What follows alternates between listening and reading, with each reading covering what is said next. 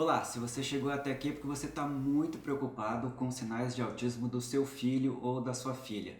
Eu também já passei por isso e vou tentar explicar para vocês aqui quais são os principais sinais que a gente deve se preocupar. Eu sou o Júlio Cobres, eu sou professor, doutor em comunicação e também tenho um filho autista e eu vou tentar explicar para vocês aqui da forma mais direta possível quais são esses sinais. E o primeiro deles é justamente um pouco contato visual. E não é que a criança nunca vai olhar a gente nos olhos.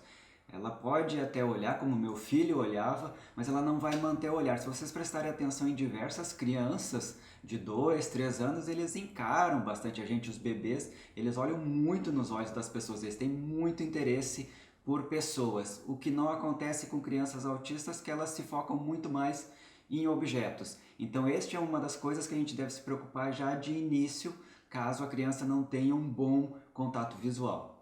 É muito comum também que as crianças tenham dificuldade de interação, elas não entendem as coisas que estão acontecendo ao seu redor, se as pessoas querem brincar com elas, se elas não querem, elas não conseguem entender, por exemplo, expressões faciais de outras pessoas, então é bem comum. Isso é um pouco mais difícil de perceber quando a criança é muito pequenininha, então talvez este seja um sinal assim mais difícil de perceber, mas tem um outro que é muito fácil da gente conseguir ver nas crianças, que é a capacidade de imitação.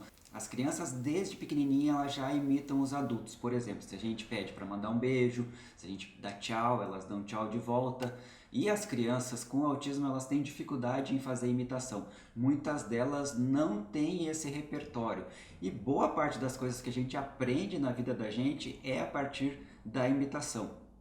É claro que precisa ser uma soma desses diversos sinais para a gente começar a se preocupar um pouquinho mais. Mas se você chegou até aqui, eu creio que você já está preocupado. E eu vou dar um outro sinal também que é bem preocupante. Um deles, assim, que a gente nota assim, desde muito cedo é que as crianças não respondem quando chamados pelo nome. A gente grita, fulano, fala, fulano, e eles não olham para a gente. Em média, uma criança típica olha a cada 10 vezes 8 vezes de volta. Já as crianças com autismo, essa taxa é muito mais baixa. Então isso também é algo que a gente deve observar com certeza. Uma outra coisa também que é bem típico das crianças autistas é uma dificuldade na atenção compartilhada. Quando a gente fala, fulano, olha para tal objeto, fulano, olha para cá, ou mesmo a criança tentando compartilhar as coisas que ela quer. Normalmente as crianças assim, elas começam a usar a gente como ferramenta. Então ela pega na mão da gente, leva a gente até a porta, caso ela queira sair. Ela não aponta para a porta indicando que ela quer sair, ela não aponta para lugar nenhum normalmente. E compartilhar as coisas que a gente quer ou que a gente não quer é uma habilidade de comunicação essencial para a formação da fala, por exemplo. E normalmente quando a gente está falando em atraso de fala, tem muito a ver também com a capacidade de compreensão. Então, algumas crianças têm dificuldade tremenda em entender o que a gente está falando. Lembre-se que se a criança não entende o que você está falando, ela não vai falar. Dá para fazer um testezinho rápido com a criança falando.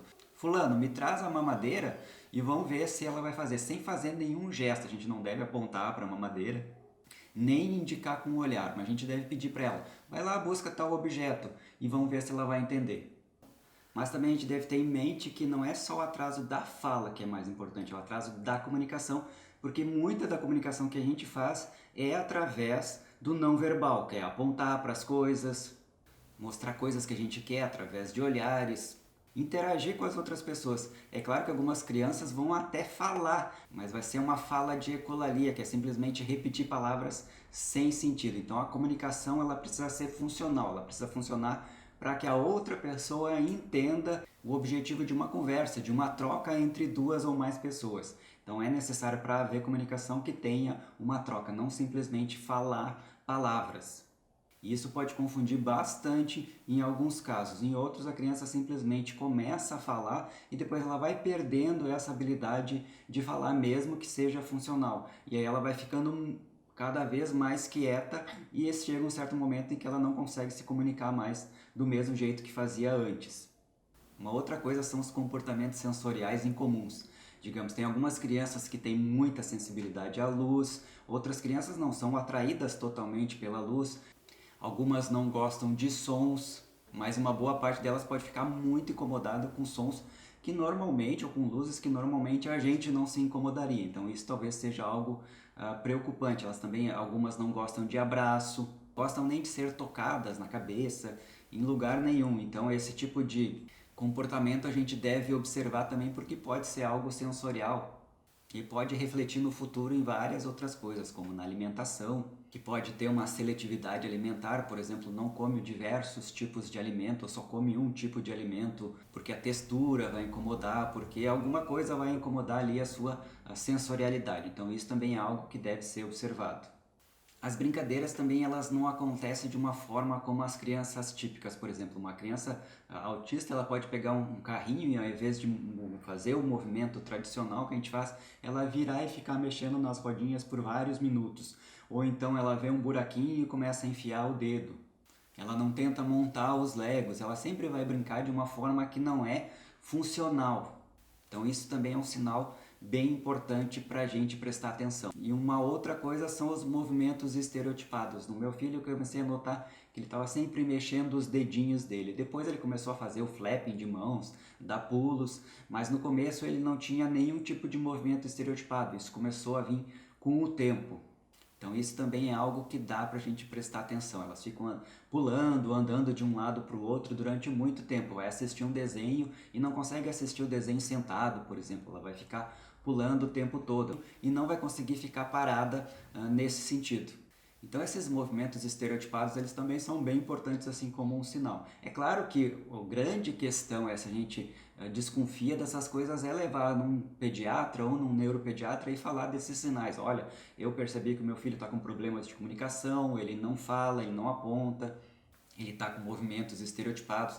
Então se a gente tem uma série desses sinais, a gente deve com certeza ficar preocupado e já começar também a pesquisar sobre aba. Cada minuto, cada dia que a gente perde no ensino dessas crianças é grande parte do aprendizado dessas habilidades que as crianças precisam para falar e para se sociabilizar, elas vêm na primeira infância.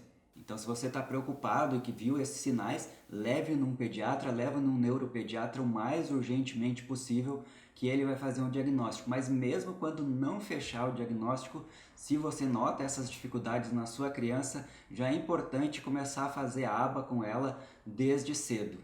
Sobre o aba eu vou fazer um próximo vídeo explicando o que é e como ele vai ajudar a ensinar as crianças autistas ou com deficiência intelectual. Se você gostou desse vídeo, curte ele aqui embaixo e se inscreve no canal, porque a gente vai estar sempre fazendo conteúdos a respeito desse tema para pais que estão interessados em ajudar os seus filhos a se desenvolverem da melhor forma possível.